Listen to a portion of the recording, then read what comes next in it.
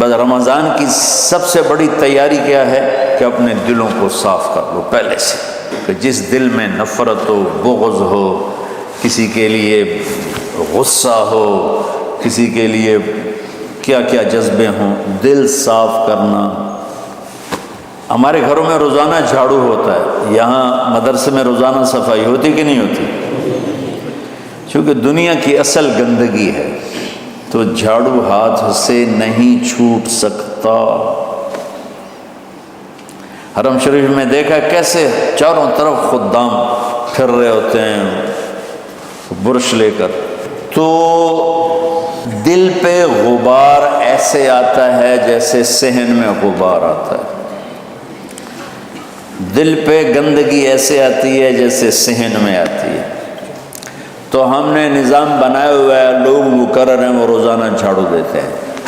تمہارا دل ایک آنگن ہے، ایک صحن ہے، اس میں بغض، نفرت، حسد، پتہ نہیں کیا کیا گندگیاں آئیں گی اور آتی رہیں گی۔ بچوں ایک کام کرو، جھاڑو پکڑ لو، صاف کرو۔ یا اللہ معاملہ تجھ سے کرنا ہے، لوگوں سے نہیں۔ کسی نے برا کہا، کسی نے غیبت کی، کسی نے گالی دی، کسی نے دھکا دیا، کسی نے حق مارا، کسی نے کچھ کیا، یا اللہ تیرے سپرد میں نے اپنے دل کو سب سے صاف کیا، میں نے اپنے دل کو سب سے صاف کیا۔ یہ اتنی بڑی عبادت ہے کہ بڑے بڑے نفلوں والے، تہجد والے، حج عمرے روزے والے تمہیں نہیں پکڑ سکیں گے، کیونکہ اس کا کرنے والا دنیا میں کوئی نہیں۔ نفل پڑھنے والے تو بے شمار ہیں، عمرے کرنے والے بے شمار ہیں، علماء بے شمار ہیں، حاجی بے شمار ہیں، سخاوت کرنے والے بے شمار ہیں، لیکن اس ٹکڑے کو صاف کرنے والا لاکھوں میں ایک بھی نہیں۔ مشکل کام، آپ یہ سیکھ لیں، صاف کرو، صاف کرو، صاف کرو۔ یہ رمضان کی سب سے بڑی تیاری اور علم کو حاصل کرنے کی سب سے بڑی چابی ہے کہ اپنے دل کو کھلا کر لو۔ کوئی چیز خالی ہوگی تو کچھ آئے گا۔ جس دل میں بغض بھرا ہو، نفرت بھری ہو، حسد بھرا ہو، کینہ بھرا ہو، اس میں خاک آئے گا، اس میں تو علم کی ایک کرن بھی نہیں آئے گی۔ اس زبان سے چاہے جتنے مرضی موتی بکھیرے، دل اس کا اندھا ہوگا۔ لا تعمل ابصار ولكن تعمل قلوب التي في الصدور۔ یہ آنکھوں سے اندھے نہیں، دل سے اندھے ہیں۔ تو بچوں اپنے دل کو صاف کرنا سیکھو۔ وہ کتنی مشہور حدیث ہے، آپ نے کہا اس دروازے سے ایک جنتی آ رہا ہے، تو ایک انصاری صحابی داخل ہوئے، جوتا ہاتھ میں، داڑھی میں وضو کا پانی۔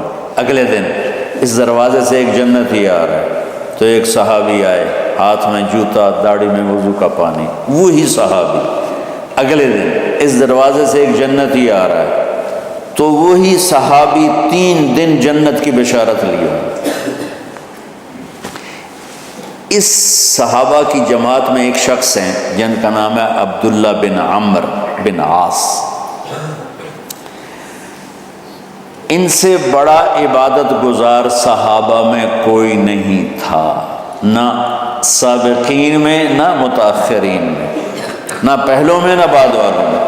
ان کی عبادت کیا تھی؟ ساری رات جاگنا، سارے دن کا روزہ، اور ایک ختم قرآن صبح سے شام تک۔ اتنی اللہ نے طاقت دی تھی۔ پھر وہ غلوب والی بات آ گئی، ایکسٹریم ہونے والی بات آ گئی۔ ان کی شادی والی رات حجلہ عروسی میں داخل ہو رہے ہیں، دلہن کے کمرے میں داخل ہو رہے ہیں، اور مصلی بچھا کے اللہ اکبر، اور دیر نفل تے نفل، دیر نفل تے نفل۔ تو ان کی بیگم نے دیکھا تو وہ بھی خیر کا زمانہ تھا، انہوں نے بھی وضو کیا اور پیچھے مصلی بچھا کے وہ بھی فجر تک نفل پڑھتے رہے۔ صبح ہوئی تو حضرت عمرو بن عاص رضی اللہ عنہ نے پوچھا، بیٹی رات کیسی گزری؟ کہا جی ماشاءاللہ آپ کے بیٹے تو بڑا عبادت گزار ہیں، ساری رات نفلوں میں ہی گزری۔ تو وہ ان کو شکایت کر دی۔ حضرت عمرو بن عاص کو اتنا غصہ چڑھا، بیٹے کو تو کچھ نہیں کہا، کتنی حکمت کی بات ہے، سیدھے گئے اللہ کے نبی کے پاس، یا رسول اللہ یہ عبداللہ دیکھیں کیسا نادان ہے، اس کی شادی کی ساری رات نفل پڑھتا رہا۔ تو آپ کہتے ہیں ماشاءاللہ ماشاءاللہ کتنی بڑی بات ہے۔ نفلوں میں گزر گئی، رات بھی نفلوں میں گزر گئی۔ تو آپ نے حضرت عبداللہ بن عمر کو بلا کے ڈانٹا کہ تو نے مہینے میں 3 دن روزے رکھنے ہیں، بس اس سے زیادہ نہیں رکھنے، اور ہفتے میں 1 قرآن ختم کرنا ہے۔ کہا یا رسول اللہ میرے اندر طاقت زیادہ ہے۔ پھر اچھا 15 دن روزے رکھنے، کہنے میرے اندر طاقت زیادہ ہے۔ آپ اس کو تھوڑا تھوڑا کر کے گھٹاتے رہے، اور وہ ہر دفعہ نہیں یا رسول اللہ میرے اندر طاقت زیادہ ہے۔ تو آخر میں آپ نے کہا اچھا چلو صوم داؤدی پہ آ جاؤ، 1 دن روزہ رکھو، 1 دن افطار کرو، اور 3 دن سے پہلے قرآن ختم نہیں کرنا۔ تو آپ نے اس کو پیچھے کیا۔ یہ بیٹھے تھے اس محفل میں، ان کے دل میں آیا کیا یہ بزرگ مجھ سے زیادہ عبادت کرتا؟ رات میں ساری جاگتا ہوں، دن روزہ رکھتا ہوں، 1 ختم کرتا ہوں، تو جنت کی بشارت تو مجھے ملنی چاہیے تھی، ان کو کیسے مل رہی؟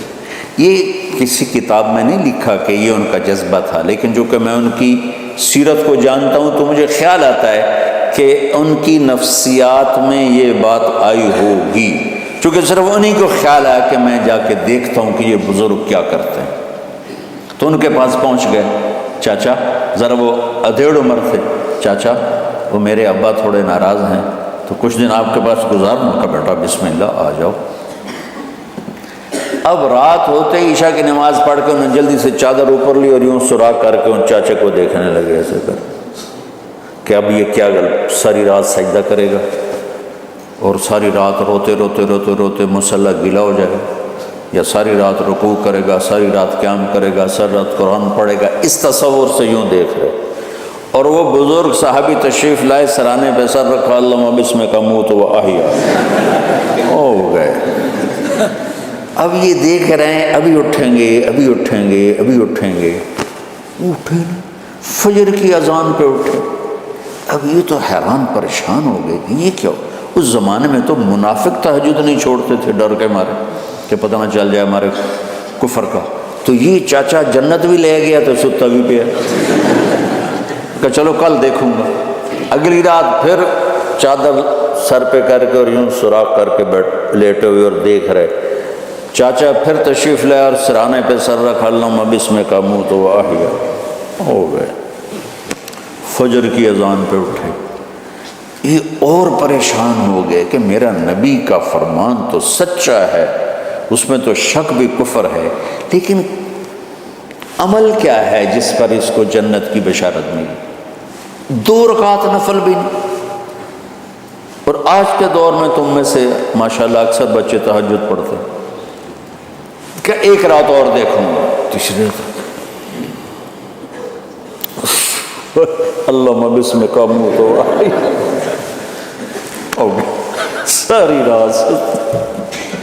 تو تیسری رات پھٹ پڑے عبداللہ بن عمر، کہنے لگے چاچا میری ابا سے کوئی لڑائی نہیں تھی، 3 دن میں تیرے بارے میں سنتا رہا، جنتی جنتی جنتی۔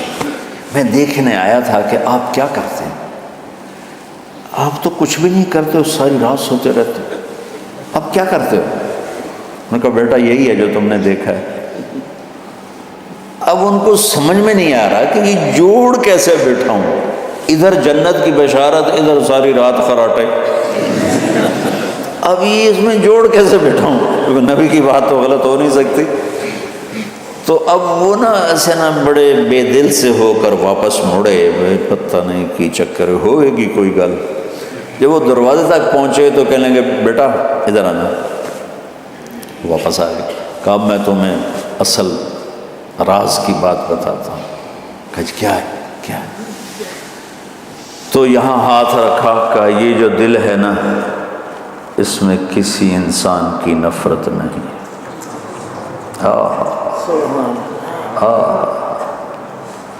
اور جب اللہ کسی کو رزق دیتا ہے، عزت دیتا ہے، مجھے کبھی حسد نہیں ہوا، مجھے خوشی ہوتی۔ تو عبداللہ بن عمر نے کہنا تھا ہاں یہ بات ہے، نہیں، ان کا ہاذا ہوا، اچھل کے کہنے لگے ہاذا ہوا، ہاں ہاں ہاں ہاں یہی ہے یہی ہے یہی ہے۔ پھر پھر کہنے کہ چاچا پر یہ میرے بس کا نہیں ہے، کون کرے گا یہ؟ اتنے بڑے آدمی ہو کر کہہ رہے ہیں کہ یہ میرے بس کا نہیں۔ تو بچوں، دنیا میں جنتی بننا ہے اور علم اللہ سے لینا ہے تو اسے صاف کر دو، سب کی نفرت سے۔ سب، اس نے مجھے یہ کیوں کہا، اس نے مجھے یوں کیوں دیکھا، اس نے میرے بارے میں یوں کیوں کہا، اس نے میرے بارے میں یہ کیوں لکھا۔ جس کی تعریف ہوتی میری کتنی برائی ہوتی، صرف تعریف تو نہیں ہوتی، بھرا پڑا سوشل میڈیا مجھے گالیاں دیں۔ اللہ کے فضل سے میرے دل میں ایک ذرے کے برابر کبھی کوئی منفی جذبہ نہیں آیا تو میں دھو کے صاف کر دیتا ہوں، یا اللہ میں نے اپنے دل کو صاف کیا، میرا معاملہ تیرے ساتھ ہے، کسی کے ساتھ نہیں۔ یہی آپ رمضان کی سب سے بڑی تیاری، علم کے حاصل کرنے کا سب سے بڑا ہتھیار آپ کے پاس یہ نہیں ہے کہ تمہیں کتابیں یاد ہو جائیں، تمہیں اشعار یاد ہو جائیں۔ تو ساری امت سے کہتا ہوں رمضان کا استقبال کرو، دلوں کو صاف کر کے، نفرتوں کو مٹا کے، مذہبی نفرت، دنیاوی نفرت، رشتوں کی نفرت، بول چال کی نفرت، سیاست کی نفرت، لین دین کی نفرت، ان سب سے اپنے دل کو صاف کرو تاکہ رمضان میں اللہ نے علم اتارا، اللہ تعالیٰ آپ کو علم عطا فرمائے، اور باقی لوگ جو عام دنیا میں زندگی گزار رہے ہیں ان کے دلوں میں اللہ رمضان کا نور اتارے اور ہدایت کا نور اتارے۔ یہ سب سے بڑی تیاری ہے اس کی۔ اور کسی سے گلہ ہے، غصہ ہے، ناراضگی ہے، کسی سے بولتے نہیں ہو، ابھی سے شعبان آ چکا ہے، آپ شعبان سے رمضان کی تیاری شروع فرما دیتے تھے، تو اس کی تیاری کیا ہے؟ وہ دلوں کو صاف کرو، معاف کرو، معافی مانگو، تمہارا قصور نہیں پھر بھی معافی مانگ لو، دلوں کو صاف کرو، اور اللہ سے سخاوت مانگو کہ اللہ کو سخی بھی پسند ہے اور صاف دل والا بھی پسند ہے۔